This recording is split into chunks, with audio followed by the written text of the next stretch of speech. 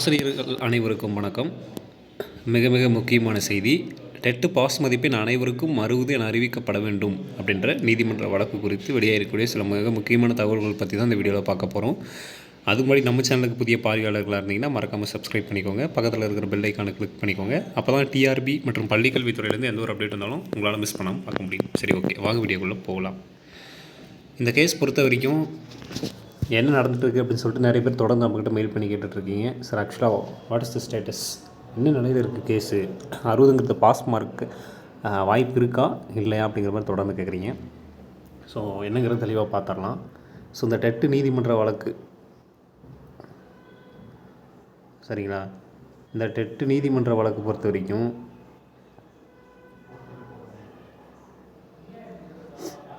இந்த டெட்டு நீதிமன்ற வழக்கை பொறுத்த வரைக்கும் வந்து பார்த்திங்கன்னா பல்வேறு விதமாக விசாரணைகள் நடைபெற்று இருக்கிறது.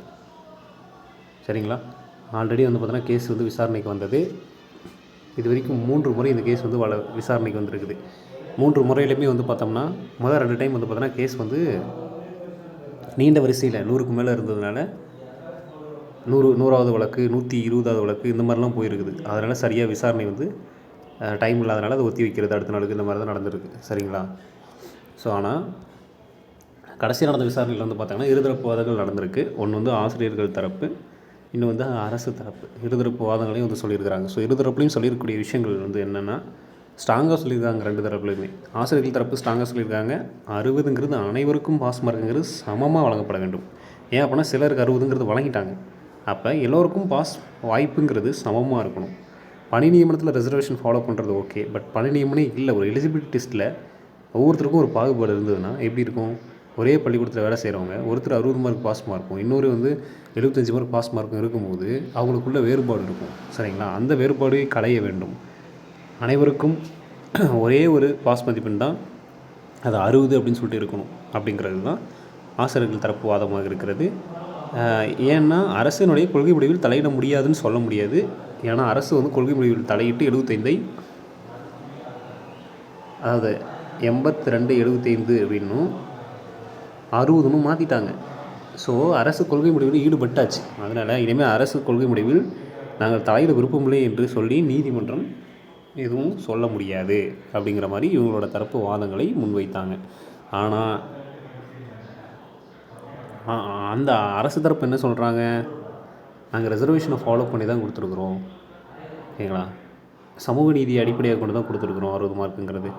அதுவும் இல்லாமல் டீச்சர்ஸோட ரெக்வஸ்ட்டை ஏற்று தான் இதை கொடுத்துருக்குறோம், சும்மா கொடுக்கல அப்படிங்கிறது சொல்லியிருக்கிறாங்க. பலதரப்பட்ட ஆசிரியர்களுடைய ரெக்வஸ்ட்டை ஏற்றுக்கிட்டு தான் இதை கொடுத்துருக்குறோம் அப்படிங்கிறாங்க. இவங்களும் அதை தான் சொல்கிறாங்க, நாங்களும் ரெக்வஸ்ட் தான் வைக்கிறோம், 60 மார்க்கு பாஸ் மார்க்காக கொடுங்க, பணி நியமனத்தில் உங்கள் ரிசர்வேஷனை ஃபாலோ பண்ணுங்கள், ஜஸ்ட் எலிஜிபிலிட்டி டெஸ்ட்டில் உங்கள் ரிசர்வேஷனை ஃபாலோ பண்ண வேணாம் அப்படிங்கிற மாதிரி இவங்க ஆசிரியர்கள் தரப்பில் சொல்கிறதுனால இருதரப்பு வாதங்களும் முடிந்திருக்கிறது. இதனை கேட்ட நீதிபதி அவர்கள் இன்னும் இறுதி தீர்ப்பு அப்படிங்கிறது வழங்குவார். ஸோ அதுக்குன்னு ஒரு டேட்டை வந்து சொல்லி கேஸ் நம்பர், சரிங்களா, வழக்கு எண், கேஸ் நம்பர் வந்து லிஸ்ட் ஆகும். கேஸ் நம்பர், கோர்ட்டு நம்பர், சரிங்களா, கோர்ட்டு நம்பரும் லிஸ்ட் ஆகும். ஸோ அது 2 விஷயமும் தெரிஞ்சால் மட்டும்தான் கேஸ் என்றைக்கு வழக்கு விசாரணைக்கு வருதுங்கிறது நமக்கு தெரியும். புரியுதுங்களா? அன்னைக்கு வந்து வழக்கு வந்து விசாரணைக்கு வரும், அன்னைக்கு வந்து ஃபைனல் ஜட்ஜ்மெண்ட் கிடைக்கும். சரிங்களா, ஸோ ஒரு விஷயம் இப்போ யோசிச்சு வச்சுருப்பாங்க, ஃபைனல் ஜட்ஜ்மெண்ட் இதுதான் கொடுக்கணும் அப்படின்ட்டு. ஆனால் அதுக்கு வந்து ஹியரிங்கில் இன்னொரு டேட் வந்து சொல்லி அது வந்து ஃபைனல் ஜட்ஜ்மெண்ட்டாக கொடுப்பாங்க. சரிங்களா, ஸோ நான் ஆல்ரெடி சொன்னது தான், நீதிமன்ற வழக்குகள் பொறுத்த வரைக்கும் நம்ம நினைக்கிற நேரத்தில் வேகமாக சொல்யூஷன்ஸ் வந்து நமக்கு கிடைக்காது, கொஞ்சம் டைம் எடுக்கும், டேக்ஸ் டைம். ஸோ அதுக்கு ஏற்ற மாதிரி நம்மளும் வந்து பொறுமையாக கொஞ்சம் இருக்கணும். இப்படி பொறுமையாக இருக்க முடியாது சார்னா அடுத்த கட்ட நடவடிக்கை என்னவோ அதில் ஈடுபட ஆரம்பிச்சிடணும். காமெண்ட்டோ இல்லை அடுத்து நீங்கள் உங்களோட கெரியர் அடுத்த கட்டத்துக்கு கொண்டு போகிறதோ பார்க்க ஆரம்பிச்சிடணும். இல்லைனா பொறுமையாக இருக்கணும். சரிங்களா, எந்த சந்தேகம் இருந்தாலும் கமெண்ட்டில் கேளுங்க. மேலும் இது மாதிரியான டிஆர்பி மற்றும் பள்ளிக்கல்வித்துறை சார்ந்த உடனடி தகவல்கள் மற்றும் அப்டேட்டுக்கு நம்ம சேனலோடு இணைந்திருங்கள். நன்றி.